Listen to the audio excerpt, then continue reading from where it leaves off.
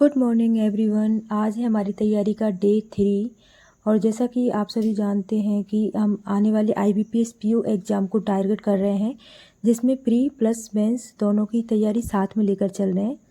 तो मैं सुबह सुबह बैठ गई हूँ अपनी टेबल पर टू डू लिस्ट बनाने के लिए और टाइम ऑलमोस्ट हो गया है, 7:30 बज गए हैं और बस अभी से मैं पढ़ना स्टार्ट कर दूँगी।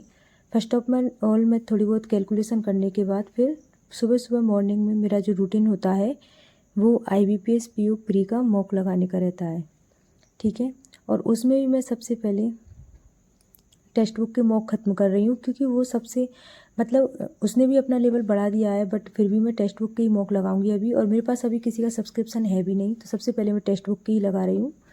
ये कल की मेरी टू डू लिस्ट थी, परसों की सॉरी, तो जिसमें मैंने ये क्या क्या कंप्लीट किया वो आप देख सकते हैं। इसमें एडिटोरियल, पजल और IBPS PO प्री का मॉक बस यही कर पाई थी और PDF वगैरह मेरी नहीं हुई थी। उसके बाद ये हमारी टू डू लिस्ट है, जिसमें IBPS PO प्री का मॉक, पजल के 10 set, simplification easy to moderate, editorial, mains की PDF का डे 1 और करंट अफेयर्स करेंगे हम 19 जून की, और जिसमें हम 1 और 2 मई की हम PDF करेंगे। उसमें मेरा डे 2 लिख रहा था, लेकिन आज डे 3 है मेरी तैयारी का। एक दिन का मैंने आपके साथ शेयर नहीं किया था बीच का।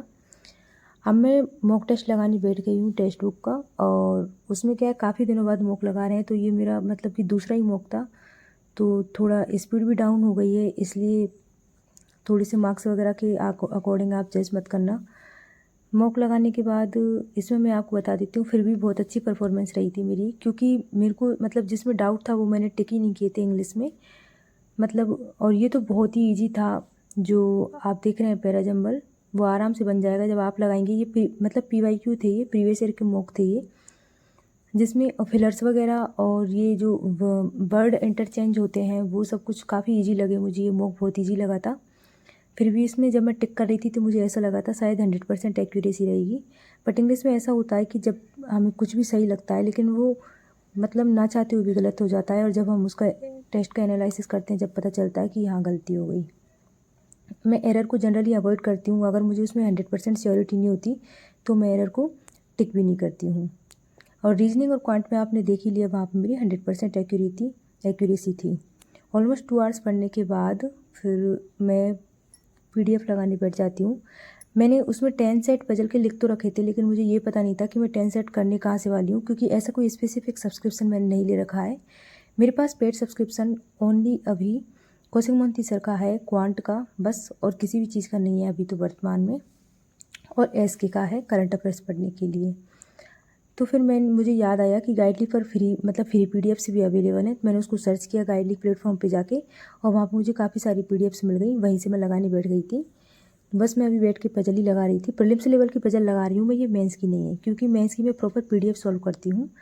प्रीलिम्स लेवल की 10 पजल वो इसलिए ताकि फर्स्ट एग्ज़ाम जो हमारा PO का ही लगा हुआ है, और उसमें बहुत अच्छे लेवल की पजल आती हैं।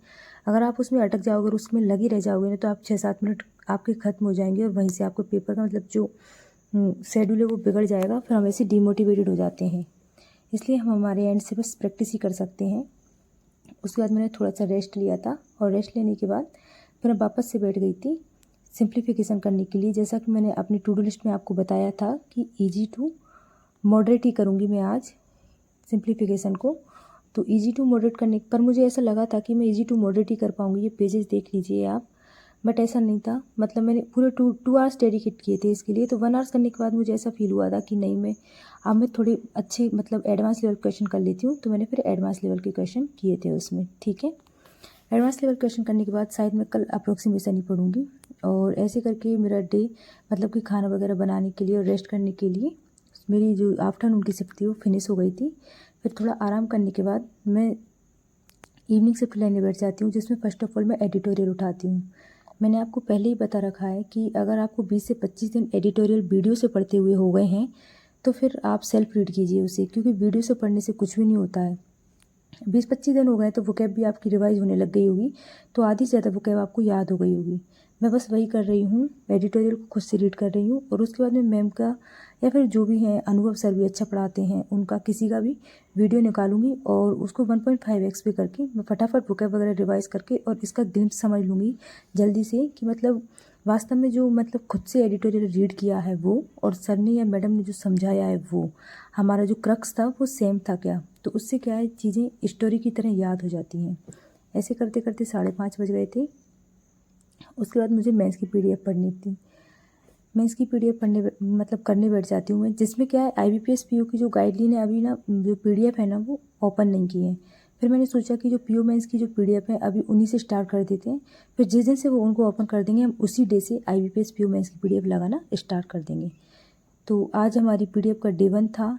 तो डे 1 में हमने स्टार्ट करा था, मैंने सबसे पहले रीजनिंग की PDF ओपन की थी, बिकॉज मतलब कि डेली मेंस की एक पजल और क्वांट में मेंस की एक 8 DI और इंग्लिश में मेंस लेवल की RC, उसे डेली ये 3 टारगेट करना ज़रूरी है। इसमें ऑलमोस्ट 1 से 1.5 घंटा आराम से चला जाता है। तो इसमें मैं 2 घंटे का टाइमर लगा के बैठ जाती हूँ। 2 घंटे में जितना भी मेरे से एक्स्ट्रा होता है मैं उतना कर लेती हूँ। जैसे पजल, इसमें जो PDF में पजल ना 3 से 4 पजल होती हैं, तो उतनी नहीं हो पाती हैं, उतने में माइंड एडजस्ट हो जाता है। तो 2 पजल करने के बाद थोड़ा मिसलेनियस करने के बाद इतने में काम हो जाता है। उसके बाद फिर मैं लास्ट टारगेट जो होता है, मुझे नींद नहीं आती जब तक करंट अफेयर्स पढ़ने का होता है, जिसमें आज की करंट अफेयर्स कंप्लीट करनी थी और 1 और 2 मई की मुझे PDF करनी थी, जिसमें से जैसे तैसे करके मैं 1 मई की ही करंट अफेयर्स कर पाई थी और मुझे बहुत ज़्यादा थकान महसूस होने लग गई थी। मेरा पढ़ने का ही मन नहीं कर रहा था, तो ज़बरदस्ती पढ़ने से याद भी नहीं होता, इसलिए मैंने सिर्फ 1 मई की PDF कंप्लीट की और उसके बाद 2 मई की PDF अब हम कल करेंगे बस। तो आज के जो दिन भर का टाइम मैंने कोशिश की है आपको बिल्कुल एकदम रियल टाइम बताने की। मेरी रफ सीट भी बताई है मैंने आपको, टाइम भी बताया है और टाइमर भी बताया है, और मैं क्या पढ़ रही हूँ मैंने वो भी बताने की कोशिश की है। और ये मेरे एग्जैक्ट जितने आवर्स हुए हैं पढ़ाई के, अगर आपको मेरा ये कंटेंट या फिर मैंने जो मेरी कोशिश की वो पसंद आई हो तो प्लीज़ चैनल को सब्सक्राइब कर देना। Thank you.